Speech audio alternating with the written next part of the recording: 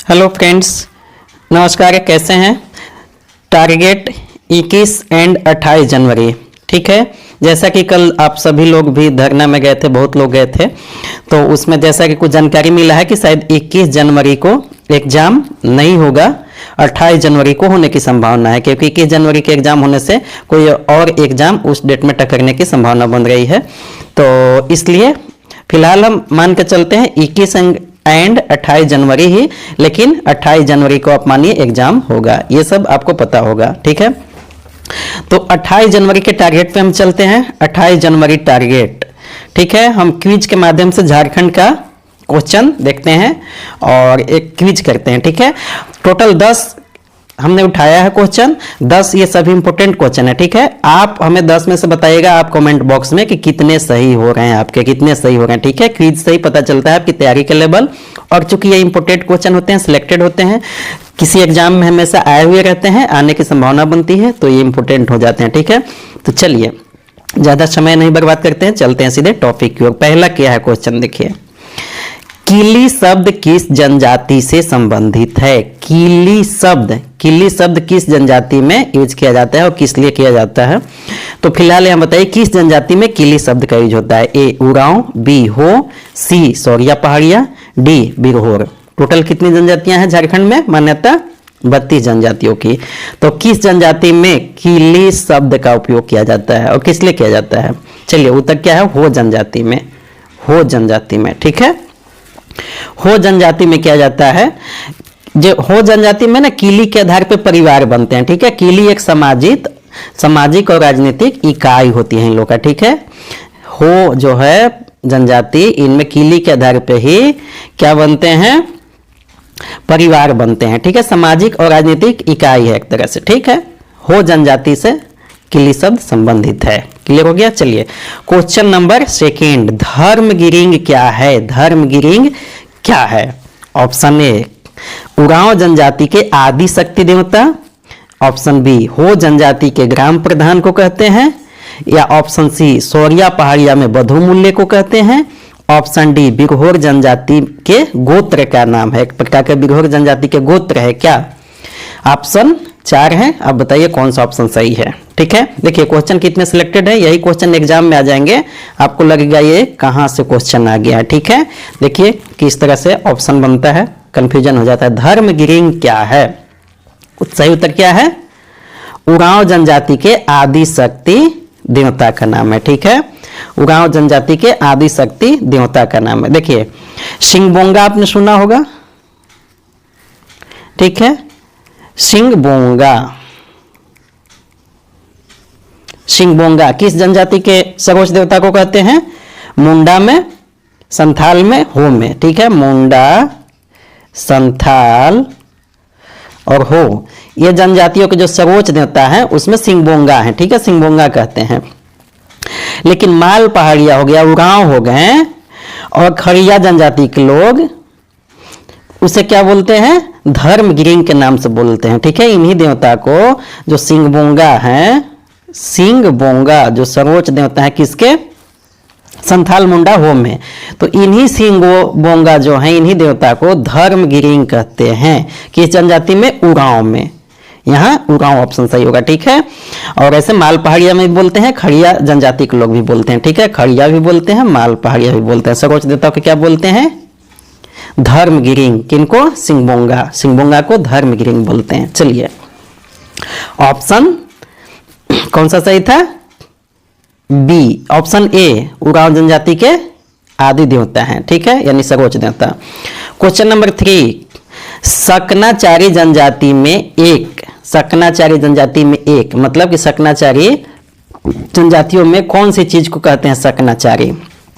Option A Santhal जनजाति के विवाह प्रथा को कहते हैं, ऑप्शन बी हो जनजाति के धार्मिक प्रथा को कहते हैं, या ऑप्शन सी मुंडा जनजाति के बच्चे की नामकरण की एक प्रथा है, बच्चे को जो नाम रखा जाता है, या ऑप्शन डी मुंडा जनजाति में तलाक की प्रथा को कहते हैं।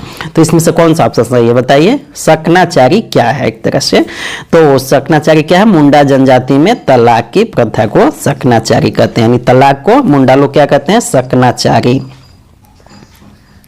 तलाक, विवाह, विच्छेद, तलाक को सकनाचारी कहते हैं। ठीक है, चलिए अब क्या है नेक्स्ट क्वेश्चन 4। संथालों में क्रय विवाह, आपको पता है कि संथालों में विवाह की कई प्रथा होती है, उसमें वधू मूल्य दिया जाता है। ठीक है, उसमें आदिवासियों में क्या है, बाकी सभी जनजातियों की तरह क्या दहेज प्रथा नहीं है, दहेज नहीं लिया जाता है, आपको पता है। तो दहेज के बदला में उल्टा लड़कियों को यानी लड़की के माता पिता के लोगों को क्या मिलता है, वधू मूल्य मिलता है, उल्टा होता है। ठीक है, वधू मूल्य। तो जो वधू मूल्य देकर विवाह किया जाता है उसको संथाल में क्या कहते हैं, संथाल जनजाति में, संथाल जनजाति में, सभी जनजाति में अलग अलग उसे नाम है। ठीक है, संथाल में वधू मूल्य को क्या कहते हैं, ए सदाई बापला, बी कुरी गोनोंग, सी असली विवाह, डी सदर बापला। क्या होगा उत्तर बताइए कमेंट में। ए सदाई बापला, संथालों में सदाई बापला, बापला में विवाह हुआ। ठीक है, और किस टाइप का है तो सदाई बापला, संथालों में वधू मूल्य को सदाई बापला, संथाल सदाई, संथाल सदाई, ऐसे आप याद रख लेंगे। ठीक है, और कुरी गोनोंग, एक हो गया कुरी गोनोंग, ये मुंडा जनजाति में कहते हैं। कुरी गोनोंग किस में कहते हैं, इसी को सेम को, मतलब कि वधू मूल्य जो दिया जाता है मुंडा में उसे कुरी गोनोंग कहते हैं। ठीक है, असली विवाह वधू मूल्य में किसको बोलते, खड़िया लोग बोलते हैं। असली विवाह वधू मूल्य देकर जो शादी किया जाता है खड़िया में उसे असली विवाह कहते हैं। ठीक है, खड़िया जनजाति में। और सदर बापला किस में, बिरहोर में, सदर बापला किस में, बिरहोर जनजाति में। ठीक है, तो संथालों में वधू मूल्य जो देते हैं उसे क्या कहते हैं, सदाई बापला, कुरी गोनोंग मुंडा में, असली विवाह खड़िया में, और सदर बापला बिरहोर में, इसी वधू मूल्य को। ठीक है, क्लियर हो गया। चलिए नेक्स्ट क्वेश्चन, क्वेश्चन नंबर 5, सेवा विवाह को कहते हैं। ठीक है, आपको पता है कई तरह का विवाह आदिवासियों में होता है, विनिमय विवाह भी होता है, हट विवाह भी होता है, हरण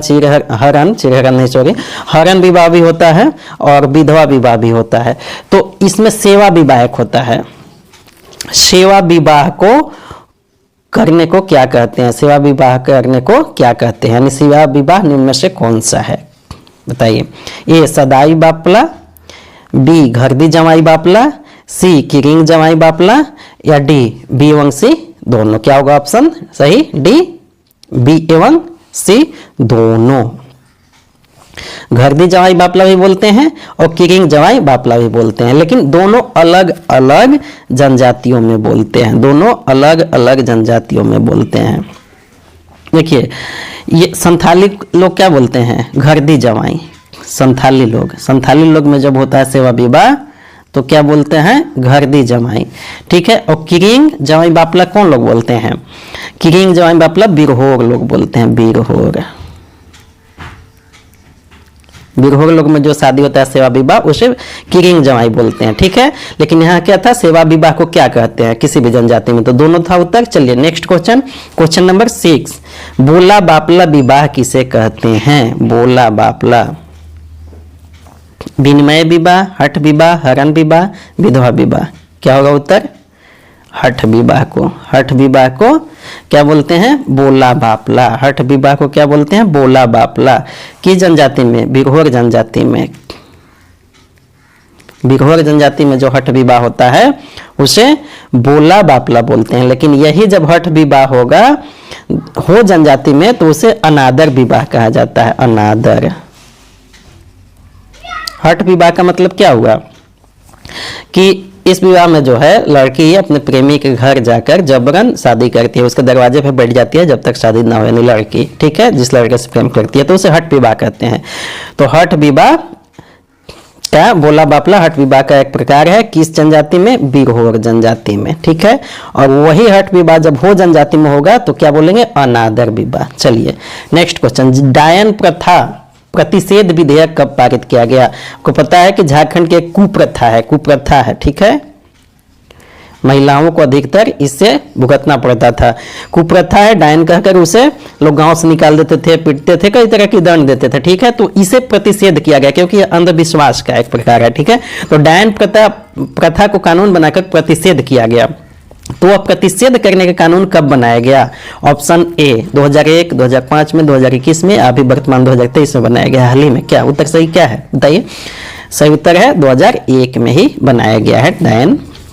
और इसमें क्या क्या है देखिए, अगर किसी को डायन करार देते हैं आप तो 3 माह की आपको सजा होगी, ठीक है। लेकिन किसी को डायन आप कह भी देते हैं तो 1000 रुपए का जुर्माना या 3 माह की सजा दोनों हो सकती है, ठीक है। इसी तरह की इसमें कई और दुष्प्रचार वगैरह करते हैं तो 3 माह की सजा, 1000 जुर्माना उसमें भी होगा, ठीक है, किसी को डायन का दुष्प्रचार आप करते हैं तो। चलिए नेक्स्ट क्वेश्चन, जनजातियों में गोत्र विवाह क्या है? वर्जित है, वर्जित नहीं है, विशेष आदेश पर कर सकते हैं, ठीक है, मतलब कि गांव के जो धार्मिक प्रधान है उनसे आदेश लेकर कर सकते हैं क्या? और डी सिर्फ मुंडा जनजाति में विशेष निषेध है और बाकी में नहीं है, ऐसा? तो क्या उत्तर सही है बताइए? जनजातियों में गोत्र विवाह सर्वथा वर्जित है, एक ही गोत्र में शादी करना या यौन संबंध बनाना वर्जित है, ठीक है। चलिए नेक्स्ट क्वेश्चन क्या है? 9 क्वेश्चन नंबर 9, क्या किस जनजाति की महिलाएं धान नहीं बोती? धान नहीं बोती, बोती का मतलब कि धान के खेत में धान लगाने नहीं जाती हैं, धान की खेती में नहीं जाती है, बोती मतलब समझ गए? किस जनजाति की महिलाएं धान नहीं बोती हैं? बोती मतलब आप नहीं समझ गए होंगे, तो यहाँ धान के खेत में धान लगाने नहीं जाती हैं खेत में। किस जनजाति की महिलाएं? मुंडा, उरांव, संथाल, गोंड। क्या होगा सही उत्तर? ए मुंडा। मुंडा जनजाति की महिलाएं धान के खेत में धान लगाने नहीं जाती हैं, ठीक है। नेक्स्ट क्वेश्चन, क्वेश्चन नंबर 10, किस जनजाति की गांव के विवाहित बेटियां सरहुल का प्रसाद नहीं लेती? सरहुल एक पर्व है आदिवासियों का, तो गांव की जो विवाहित बेटी है, जिस लड़की की शादी हो जाती है तो वो अपने जब मायके रहती है तो सरहुल का प्रसाद नहीं लेती है। किस जनजाति की बताइए? ए मुंडा, बी उरांव, सी संथाल, डी गोंड। क्या होगा सही उत्तर? मुंडा जनजाति की विवाहित बेटियां, उस गांव की जो बेटियां हो जाती हैं विवाहित, वो प्रसाद नहीं लेती हैं, ठीक है।